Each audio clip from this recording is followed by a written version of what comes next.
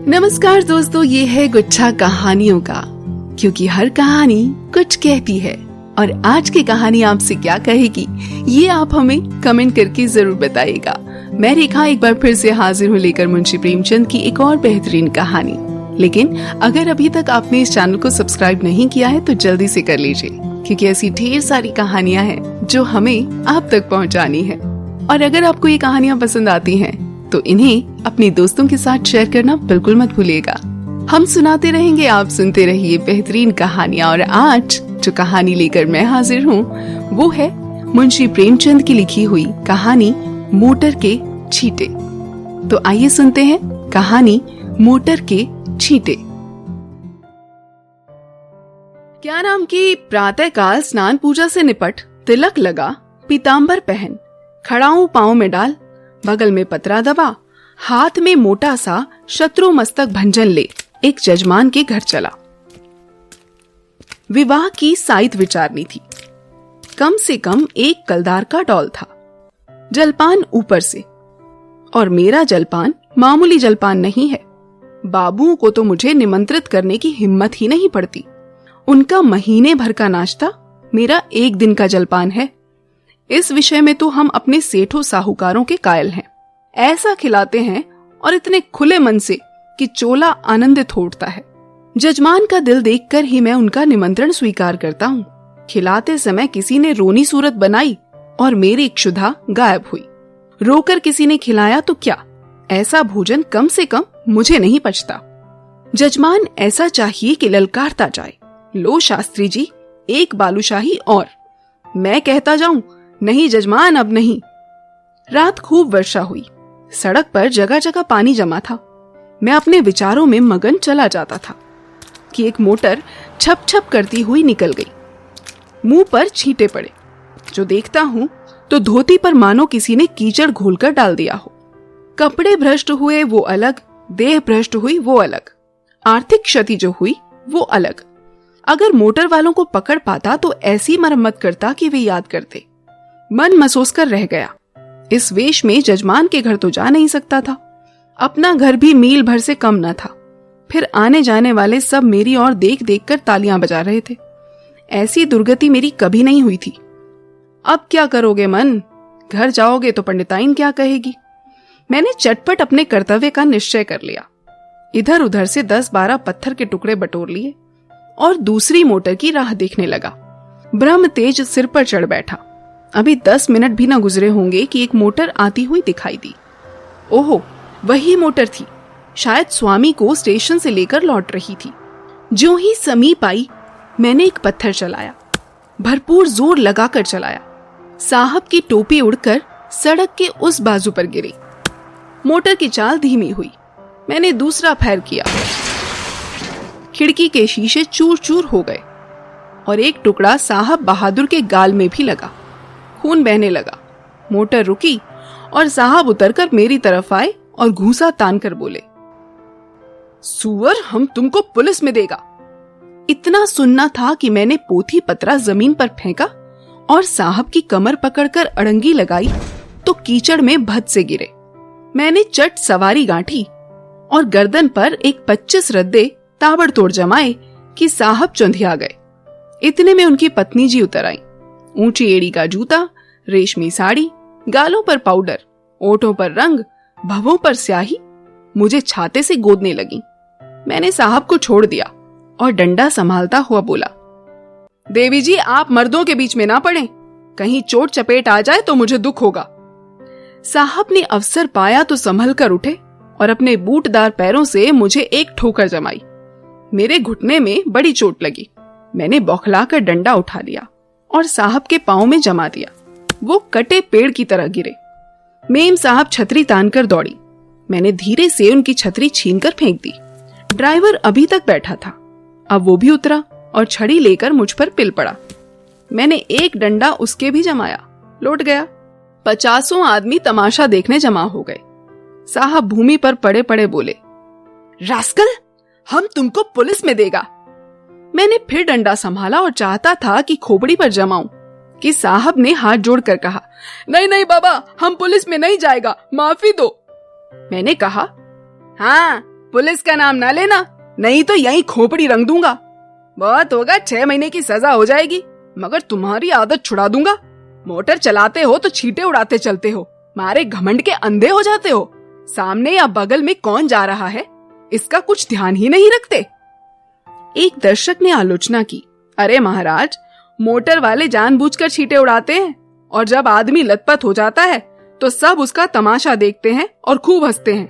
आपने बड़ा अच्छा किया कि एक को ठीक कर दिया।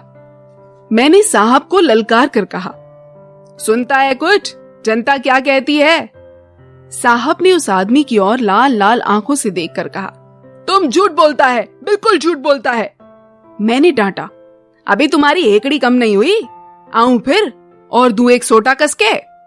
साहब ने घिघिया कर कहा, अरे नहीं बाबा, सच बोलता है, सच बोलता है, अब तो खुश हुआ। दूसरा दर्शक बोला, अभी जो चाहे कह दे, लेकिन जो ही गाड़ी पर बैठे फिर वही हरकत शुरू कर देंगे। गाड़ी पर बैठते ही सब अपने को नवाब के नाती समझने लगते हैं। दूसरे महाशय बोले, इससे कहिए थूक कर चाटे। तीसरे सज्जन ने कहा, नहीं, कान पकड़कर उठाइए बैठाइए। चौथा बोला, अरे ड्राइवर को भी, ये सब और बदमाश होते हैं। मालदार आदमी घमंड करे तो एक बात है, तुम किस बात पर अकड़ते हो? चक्कर हाथ में लिया और आंखों पर पर्दा पड़ा। मैंने ये प्रस्ताव स्वीकार किया। डॉक्टर और मालिक दोनों ही को कान पकड़कर उठाना बैठाना चाहिए और मेम साहब गिने। सुनो मेम साहब, तुमको गिनना होगा, पूरी 100 बैठकें, एक भी कम नहीं, ज्यादा जितनी चाहे हो जाएं। 2 आदमियों ने साहब का हाथ पकड़कर उठाया, 2 ने ड्राइवर महोदय का। ड्राइवर बेचारे की टांग में चोट थी, फिर भी वो बैठकें लगाने लगा। साहब की अकड़ अभी काफी थी।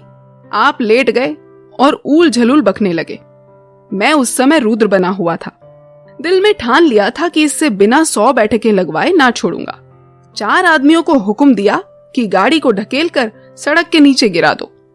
हुक्म की देर थी, 4 की जगह 50 आदमी लिपट गए और गाड़ी को ढकेलने लगे। वो सड़क बहुत ऊंची थी, दोनों तरफ की जमीन नीची। गाड़ी नीची गिरती और टूट टाट कर ढेर हो जाती। गाड़ी सड़क के किनारे तक पहुंच चुकी थी कि साहब कांप कर उठ खड़े हुए और बोले, बाबा गाड़ी को मत तोड़ो, हम उठे बैठेगा। मैंने आदमियों को अलग हट जाने का हुक्म दिया, मगर सबों को एक दिल्लगी मिल गई थी। किसी ने मेरी ओर ध्यान न दिया, लेकिन जब मैं डंडा लेकर उनकी ओर दौड़ा तब सब गाड़ी छोड़कर भागे और साहब ने आंखें बंद करके बैठकें लगानी शुरू की। मैंने 10 बैठकों के बाद मेम साहब से पूछा, कितनी बैठकें हुई? मेम साहब ने रौब से जवाब दिया, हम नहीं गिनता। तो इस तरह साहब दिन भर कांकते रहेंगे और मैं न छोड़ूंगा। अगर उनको कुशल से घर ले जाना चाहती हो तो बैठकें गिन दो, मैं उनको रिहा कर दूंगा। साहब ने देखा कि बिना दंड भोगे जान न बचेगी तो बैठकें लगाने लगे। 1 2 3 4 5।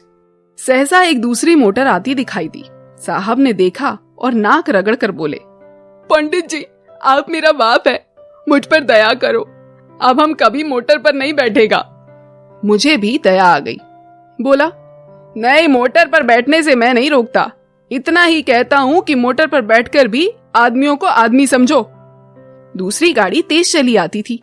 मैंने इशारा किया। सब आदमियों ने 2-2 पत्थर उठा लिए। उस गाड़ी का मालिक स्वयं ड्राइव कर रहा था। गाड़ी धीमी करके धीरे से सरक जाना चाहता था कि मैंने बढ़कर उसके दोनों कान पकड़े और खूब जोर से हिलाकर और दोनों कानों पर एक एक पड़ाका देकर बोला, गाड़ी से छींटा ना उड़ाया करो, समझे?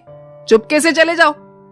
ये महोदय बकझक तो करते रहे, मगर 100 आदमियों को पत्थर लिए खड़ा देखा तो बिना कान पूंछ डुलाए चलते हुए। उनके जाने के 1 ही मिनट बाद दूसरी गाड़ी आई। मैंने 50 आदमियों को राह रोक लेने का हुक्म दिया। गाड़ी रुक गई। मैंने उन्हें भी 4 पड़ाके देकर विदा किया, मगर ये बेचारे भले आदमी थे, मजे से चांटे खाकर चलते हुए। सहसा एक आदमी ने कहा, पुलिस आ रही है, और सबके सब हुर हो गए। मैं भी सड़क के नीचे उतर गया और एक गली में घुसकर गायब हो गया। दोस्तों, आप सुन रहे थे मुंशी प्रेमचंद की लिखी हुई ये कहानी मोटर के छींटे। जरूर आपको भी बरसात में कभी ना कभी ऐसी मुसीबत का सामना तो करना ही पड़ा होगा। या तो आपने किसी पर गाड़ी से छींटे उड़ाए होंगे या फिर आप पर किसी ने उड़ाए होंगे। तो अगर आप भी ऐसा करते हैं तो बिल्कुल मत करिएगा, कहीं ऐसा ना हो कि आपको भी कहीं कोई ऐसे ही पंडित जी टकरा जाएं। और अगर आप पर कोई ऐसा करता है तो हम उम्मीद करेंगे कि आप उनसे इस तरह से उठक बैठक नहीं लगवाएंगे। खैर, हम आपको ऐसे ही ढेर सारी कहानियां सुनाते रहेंगे और अगर आपको हमारी कहानियां पसंद आती हैं तो आप हमें अपने कमेंट्स जरूर लिखिएगा, लाइक जरूर कीजिएगा और अपने दोस्तों के साथ शेयर भी जरूर करिएगा। और आपने क्योंकि हमारे चैनल को सब्सक्राइब कर ही लिया है तो अगली बार आपको फिर से एक और कहानी के साथ मिलूंगी इसी चैनल पर। और अगर अभी तक नहीं किया है तो कर लीजिए सब्सक्राइब, क्योंकि अभी बहुत सारी कहानियां हैं जो मुझे आप तक पहुंचानी है। सुनते रहिए गुच्छा कहानियों का, क्योंकि हर कहानी कुछ कहती है। तो मिलते हैं फिर अगली कहानी के साथ। और हाँ, आपको चलते चलते बता दूं कि हर सोमवार और गुरुवार शाम 4 बजे हम लेकर आते हैं आपके लिए एक नई कहानी। तो सुनिएगा जरूर हमारी अगली कहानी। तो मिलते हैं फिर, तब तक के लिए खुश रहिए, खुशहाल रहिए, अपना ख्याल रखिए। Bye bye.